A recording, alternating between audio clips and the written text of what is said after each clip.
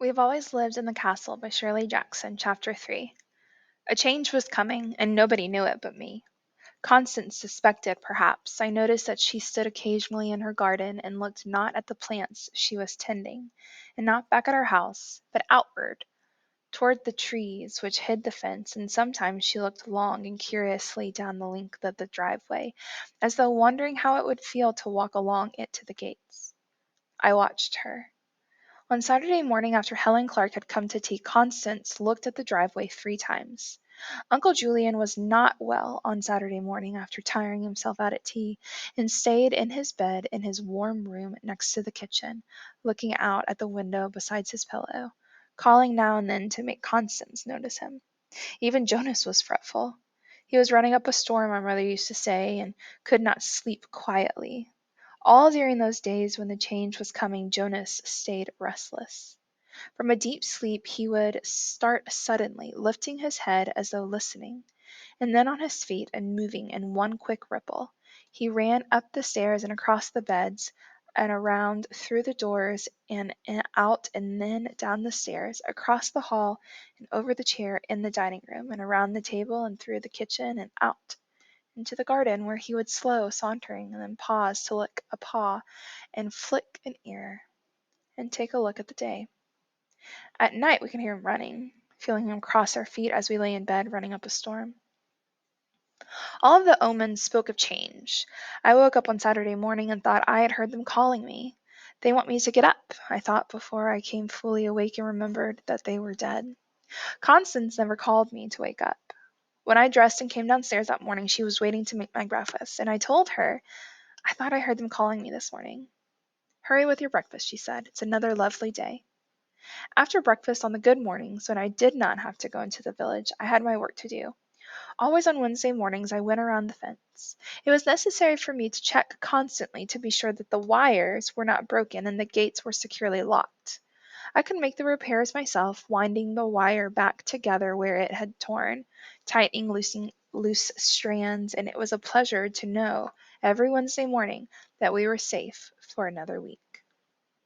On Sunday mornings I examined my safeguards, a box of silver dollars I had buried by the creek, and a doll buried in the long field, and a book nailed to the tree in the pine woods. So long as they were there, I had put them nothing where I had put them, nothing could get in to harm us. I had always buried things, even when I was small. I remember that once I quartered the long field and buried something in each quarter to make the grass grow higher as I grew taller, so I would always be able to hide there. I once buried 6 blue marbles in the creek bed to make the river run dry. Here is your treasure for you to bury, Constance used to say to me when I was small, giving me a penny or a bright ribbon. I had buried all my baby teeth as they came out one by one, and perhaps some day they would grow as dragons. All our land was enriched with my treasures buried in it, thickly inhabited just below the surface with my marbles and my teeth and my colored stones, all perhaps turned to jewels by now, held together under the ground in a full, powerful, taut web, which never loosened but held fast to guard us. On Tuesdays and Fridays, I went into the village, and on Thursday, which was my most powerful day, I went into the big attic and dressed in their clothes. Monday we neatened the house, Constance and I going into every room with mops and dustcloths, carefully setting the little things back after we dusted, never altering the perfect line of our mother's tortoise-shell comb. Every spring we washed and polished the house for another year, but on Mondays we neatened. Very little dust fell in their rooms, but even the little could not be permitted to stay. Sometimes Constance tried to neaten Uncle Julian's room, but Uncle Julian disliked being disturbed and kept his things in their own places. And Constance had to be content with washing his medicine glasses and changing his bed. I was not allowed in Uncle Julian's room. On Saturday mornings I helped Constance. I was not allowed to handle knives, but when she worked in the garden I cared for her tools, and I kept them bright and clean, and I carried great baskets of flowers sometimes, or vegetables which Constance picked to make into food. The entire cellar of her house was filled with food. All of the Blackwell women had made food and taken pride in adding to the great supply of food in our cellar. There were jars of jam made by great-grandmothers with labels in thin pale writing almost unreadable by now, and the pickles made by great-aunts and vegetables put up by our grandmother, and even our mother had left behind her 6 jars of apple jelly. Constance had worked her whole life at adding to the food in the cellar, and rows of jars were easily the handsomest and shone among the others. "You bury food the way I bury treasures," I told her sometimes, and she answered me once, "The food comes from the ground, and can't be permitted to stay there and rot. Something has to be done with it." All of the Blackwood women have taken the food that have come from the ground and preserved it, and the deeply colored rows of jellies and pickles and bottled vegetables and fruit, maroon and amber, dark rich green, stood side by side in our cellar and would stand there forever, a poem by the Blackwood women. Each year Constance and Uncle Julian and I had jam or preserve or pickle that Constance had made, but we never touched what belonged to the others. Constance said it would kill us if we ate it. On Saturday morning I had apricot jam on my toast, and I thought of Constance making it and putting it away carefully for me to eat on some bright morning, never dreaming that a change would be coming before the jar was finished. "Lazy Mary Cat," Constance said to me. "Stop dreaming over your toast. I want you in the garden on this lovely day." She was arranging Uncle Julian's tray, putting his hot milk into a jug painted with yellow daisies, and trimming his hot toast so it could be tiny and hot and square. If anything looked large or difficult to eat, Uncle Julian would leave it on the plate. Constance always took Uncle Julian's tray in to him in the morning because he slept painfully, and sometimes lay awake in the darkness waiting for the first light and the comfort of Constance with the tray. Some nights, when his heart hurt him badly, he might take one more pill than usual, and then lie all morning drowsy and dull, unwilling to sip from his hot milk, but wanting to know that Constance was busy in the kitchen next door to his bedroom, or in the garden where he could see her from his pillow. On the very good mornings she brought him into the kitchen for his breakfast, and would sit at his old desk in the corner, spilling crumbs among his notes, studying his papers while he ate. "If I am spared," he always said to Constance, "I will write this book myself. If not, see that my notes are entrusted to some worthy cynic who will not be too concerned with the truth." I wanted to be kinder to Uncle Julian, so this morning I hoped he would enjoy his breakfast and later come out into the garden in his wheelchair and sit in the sun. "Maybe there will be a tulip open today," I said, looking through the open kitchen door into the bright sunlight. "Not until tomorrow, I think," said Constance, who always knew. "Wear your boots if you wander today. It will still be quite wet in the woods." "There's a change coming," I said. "It's spring, silly," she said, and took up Uncle Julian's tray. "Don't run off while I'm gone. There's work to be done." She opened Uncle Julian's door, and I heard her say good morning to him. When he said good morning back, his voice was old, and I knew he was not well. Constance would say he Constance would have to stay near him all day. "Is your father home yet, child?" he asked her.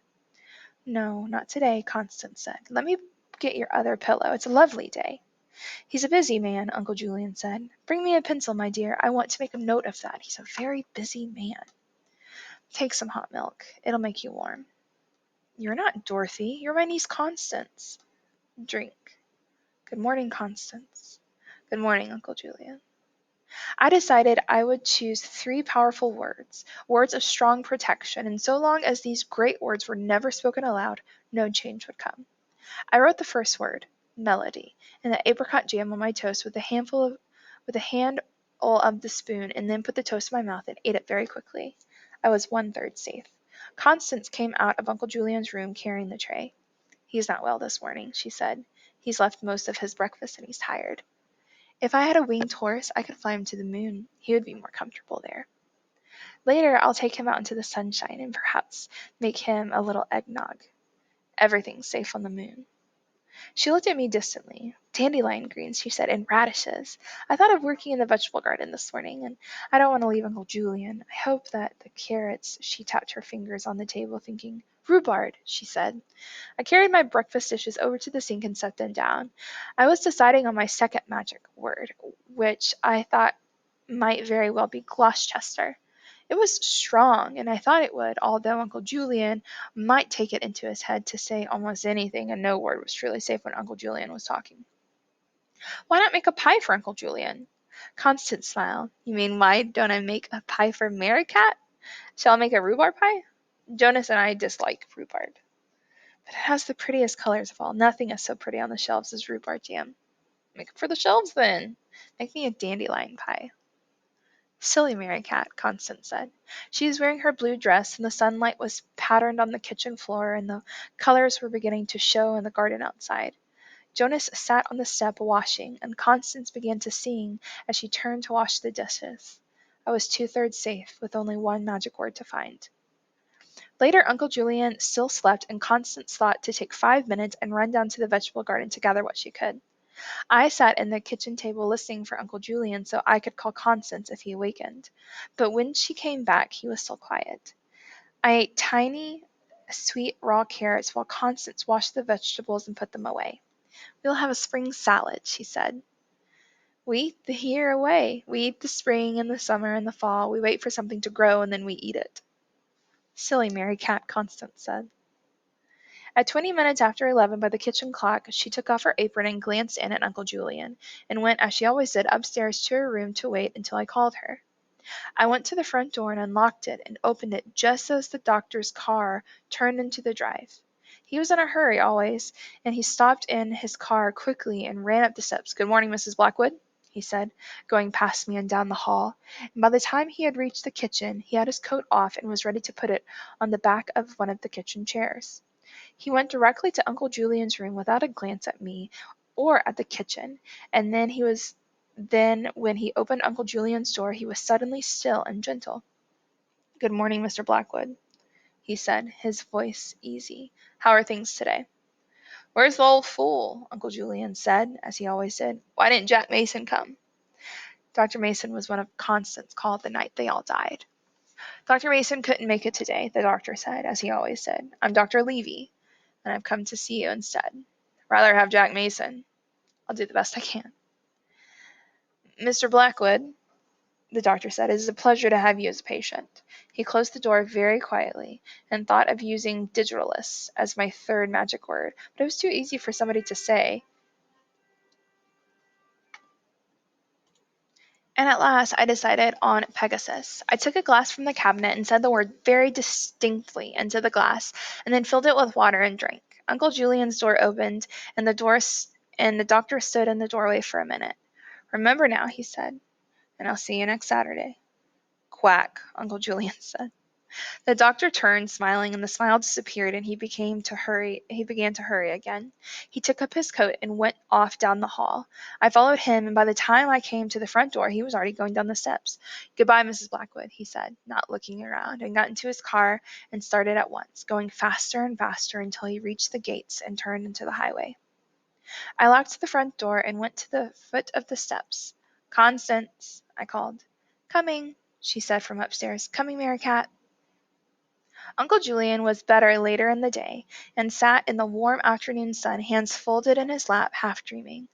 I lay near him on the marble bench our mother had liked to sit on, and Constance knelt in the dirt, both hands buried as though she were growing and kneading the dirt and turning to it, touching the plants at their roots. It was a fine morning, Uncle Julian said, his voice going on and on. A fine, bright morning, and none of them knew it was their last. She was downstairs first, my niece Constance. I woke up and heard her moving in the kitchen. I slept upstairs then. I could still go upstairs. If I slept with my wife in our room, I thought this was a fine morning, never dreaming that it was their last. Then I heard my nephew. No, it was my brother. My brother came downstairs first, after Constance. I heard him whistling. Constance? Yes? What was the tune my brother used to whistle and always off key? Constance thought, her hands in the ground, and hummed softly, and I shivered. Of course. I've never had a head for magic. I could remember what people looked like and what they said, what they did, but I could not remember what they sang. It was my brother who came downstairs after Constance, and never caring, of course, if he woke people up with the noise and the whistling. He never thinking that perhaps I might still be asleep, although as it happened, I was already awake.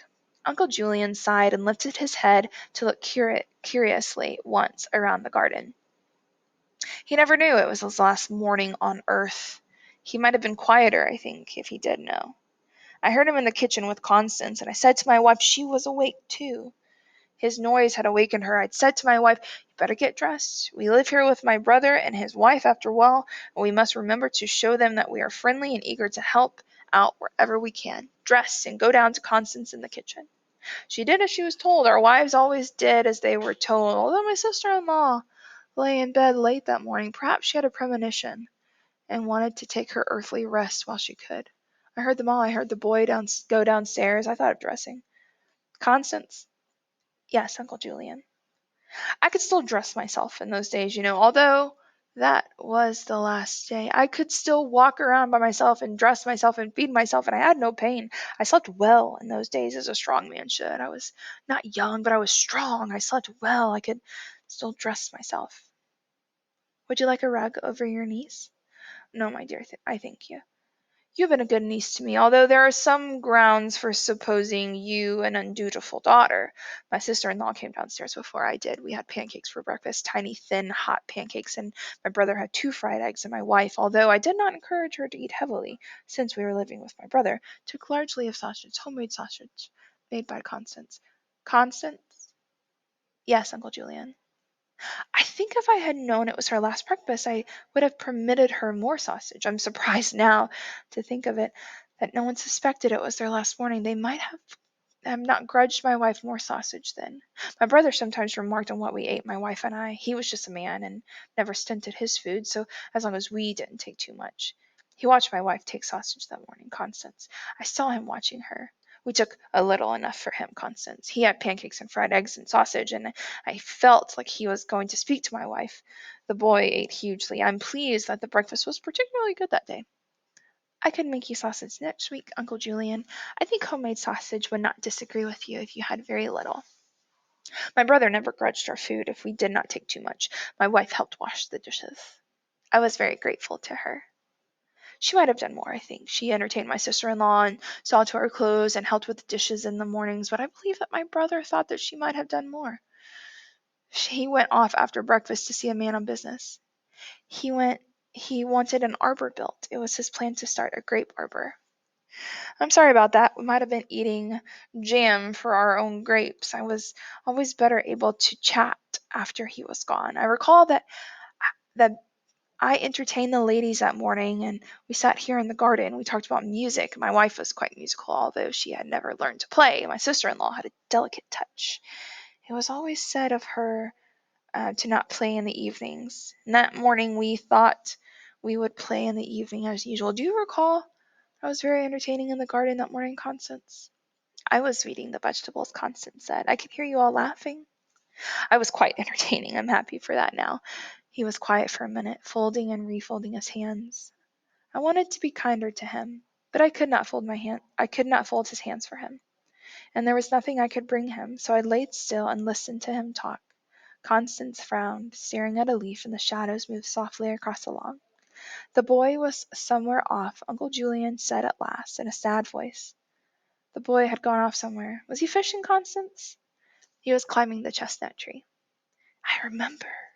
Of course, I remember. It was all very clearly, my dear. I have it all down in my notes. It was the last morning of all, and I would not like to forget. He was climbing the chestnut tree, shouting down to us, very high in the tree, and dropping twigs until my sister-in-law spoke sharply to him.